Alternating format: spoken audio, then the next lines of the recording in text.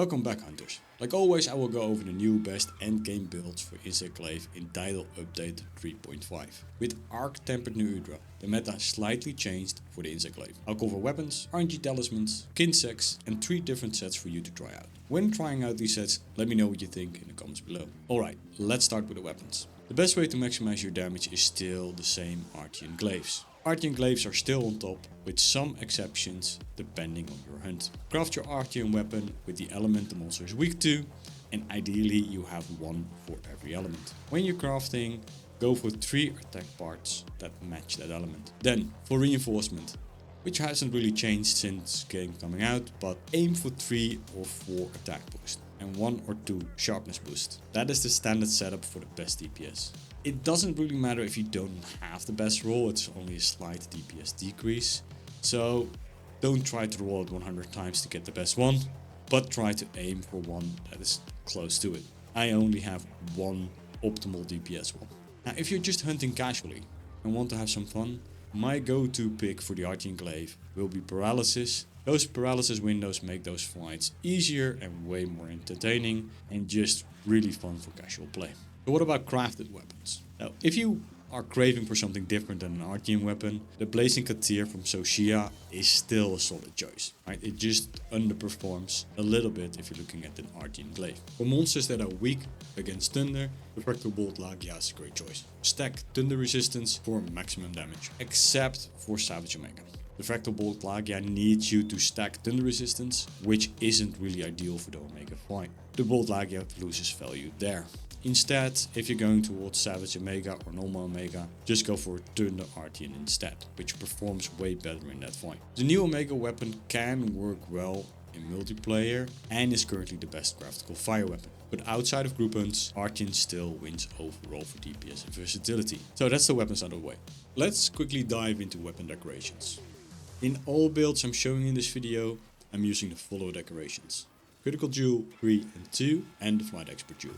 These jewels give the best raw DPS overall. However, there are plenty of variations depending on your hunt and your own playstyle. Critical Jewel increases your critical hit chance by 40%, which is huge for consistent damage. Flight gives you Airborne, which gives you 10% extra damage for your Rising Spiral Slash. And since that is one of our strongest attacks, it offers great value. On top of that, Expert gives you another 4% affinity, which is always nice. Now, if I went over every single variation of decoration setups, this video would easily be 30 minutes long. With that said, I'll just give you a few notable exceptions worth mentioning where you can swap in other decorations. First, you can swap the Critical Jewel 2 for elemental damage with Razor Sharp or Handicraft, adding extra damage for the specific elemental type and extra sharpness. It really depends on if you have Handicraft or Razor Sharp. To be honest, the difference is only minor. Mastery Jewel if you need extra sharpness, and Mind Eye Jewel for hitting tougher monster parts. Good against core, for example. Mind's Eye can be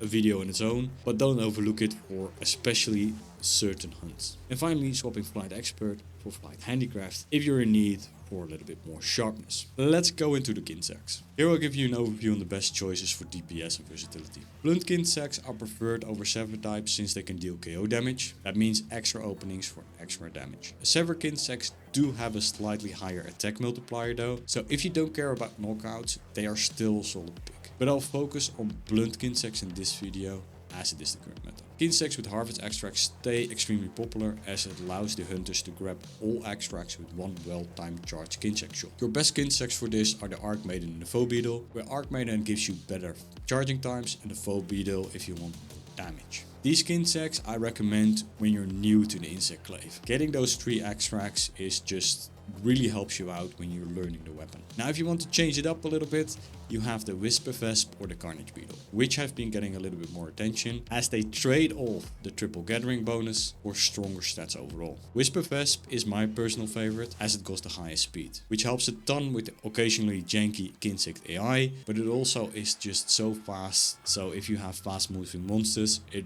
really saves you a lot of time compared to the Arc Maiden, which is just really slow, and the difference is really noticeable. The Carnage Beetle is just an outlier there. It has the overall highest damage of all the Kinsects, but I don't really use it that much, but if you want something different, the Carnage Beetle can also be a pick. We also have the new OMG Kinsect, and it's pretty rough in stats. Honestly, I don't see it will see much play. To summarize, Bow Beetle or Arc Maiden for easier extracts and beginners, Whisperfest if you like carrying a fighter jet on your arm, Carnage Beetle to mix it up. Let's jump into RNG Talismans. The armor sets in this video are all created with crafted talismans, and the reason is simple.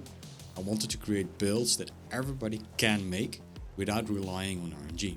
But I won't be doing my job if I don't tell you what RNG talismans are best in slot for the Insect Glaive. Talismans are also a bit of personal preference. You might not have the best in slot for the maximum damage, but you do have a good alternative. If you're looking for pure damage, the rarity 8 talisman with 3 levels of attack boost and 1 level of agitator is the best. It adds the most to your overall raw damage potential. Another good talisman is the rarity 7 talisman with 3 levels of critical eye and 1 level of agitator. RNG talismans are a bit of a mixed bag. There are a lot of opinions about it, but in the end it all revolves, did the RNG gods bless you?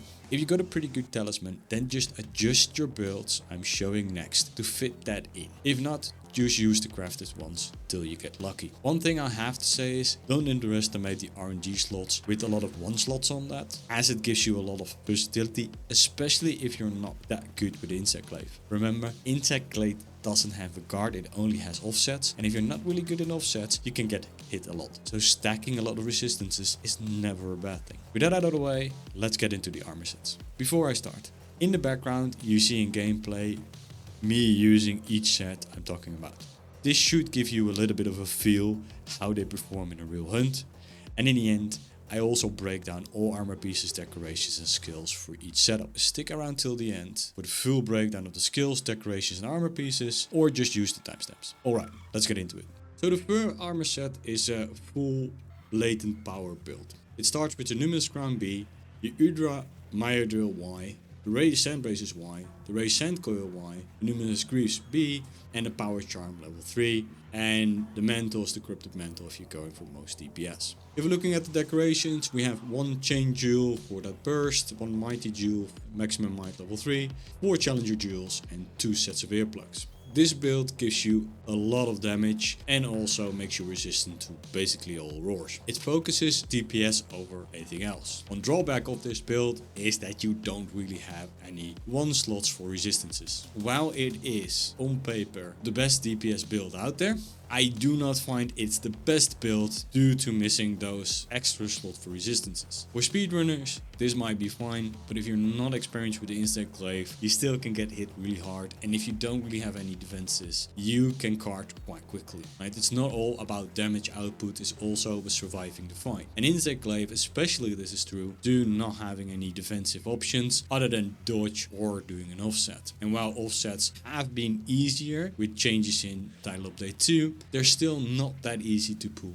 off consistently for most players. So that's why I would only recommend this build if you know the monster you're fighting really well and know when to dodge, or 8 star and below. 9 stars you need to be really comfortable because it can cart you quite quickly if you're not careful. It is still a very powerful build, and especially if you want to go through easy event quests, this is a go-to build for me. Going a little bit more in depth in the build, with your weapon decorations you have critical boost level 5, increasing damage dealt by critical hits by 40%. You have critical eye level 1 with an extra 4% affinity. Of course airborne level 1, jumping attack power plus 10 for your rising spiral slash damage increase. Agitator level 5, attack plus 20% and affinity plus 15% while active. And of course latent power level 5. While active, affinity plus 50% and reduces stamina depletion by another 50%. Counter Strike level 3, attack plus 25 while active, extends effective over time. Very good because it's also triggered by offsets if you do that. So it's active most of the time.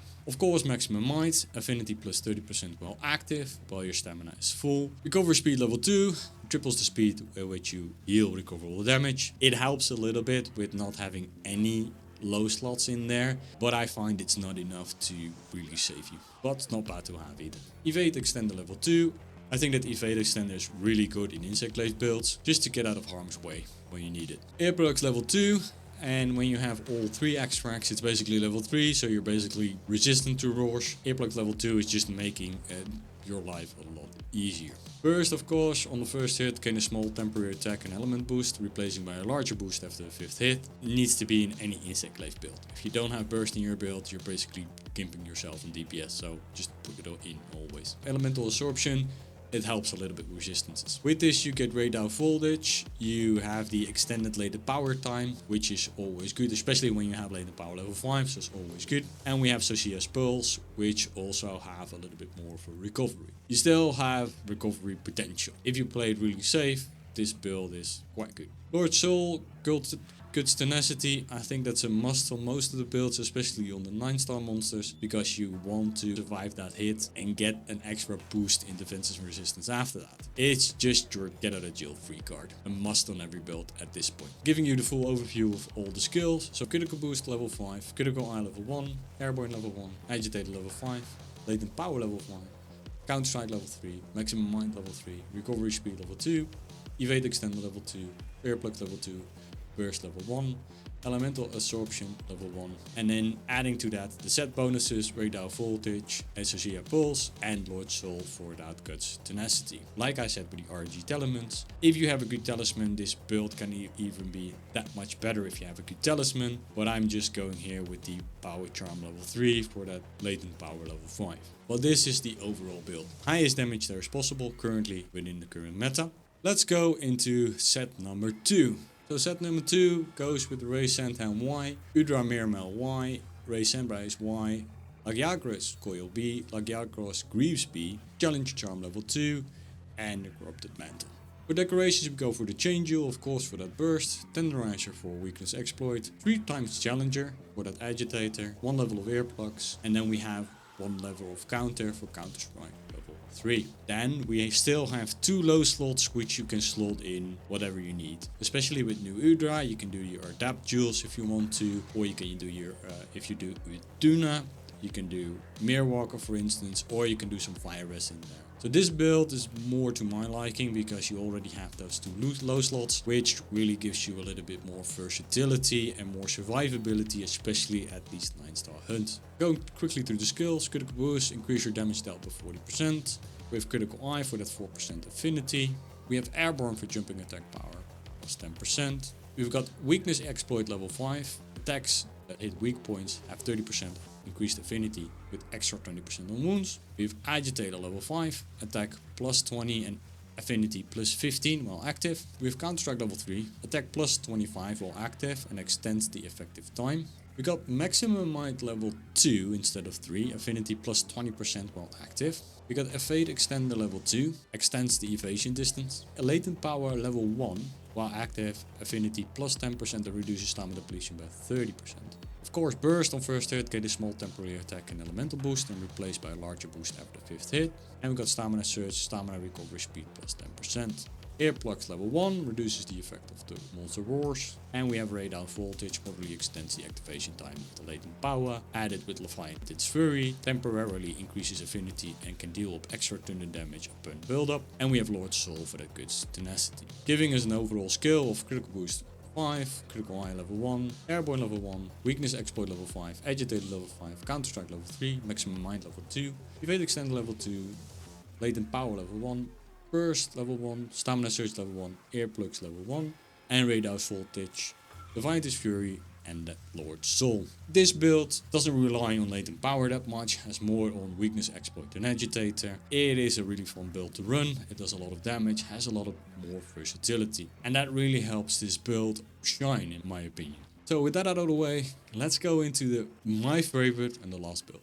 So this last build has Lagiagros Helmet B, Udra Miremil Y, Ray Sandbraces Y, Lagiagros Coil B, Dunawal Greaves Y, Challenger 2, Corrupted Mantle. For decorations we have the Chain Jewel for burst again, we have counter level 2 for that counter strike level 3. We got a low slot we can do something with. We got 4 tenderizing jewels for the weakness exploit. We got 1 set of earplugs and we have 1 Challenger Jewel for that agitator. And this is also the reason why I love it. Your overall base is already really strong, but you actually have 4 low slots and 1 2 slot left to do whatever you want with it. So you can tinker around with this to basically build up the resistances. For instance, I use this build for Savage Omega just to add that extra defense, fire resistance, stun resistance, or for other fights you can do some more evade extension. There is a lot of things you can do with this build.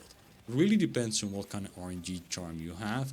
Maybe adding more low slots and giving you more versatility. But this overall build just really gives you the versatility. And of the three, it might be the weakest in raw attack power. It does best in defense. And again, if you're not a speedrunner, if you're just running casually or you're a little bit more average player, this build is way better than the other two just because of that versatility, just to give you that extra defense and resistances against those hard-hitting attacks. I know that everybody said in the past Monster Hunter Wilds is easy, but today with the 9-star monsters they can hit like a truck, and you don't want to know how many savage runs I did and people cannot really reach past phase 2 because they don't have the build and experience to actually deal with these fights, because they are way harder than the beginning of the game, and people just don't understand how to actually work against that. And your build is like, next to your skill evading, your build really helps you just survive those fights and actually finishing them. I really hope people will try out this build, because from my perspective this is currently the best meta build out there if you're just casual player running that.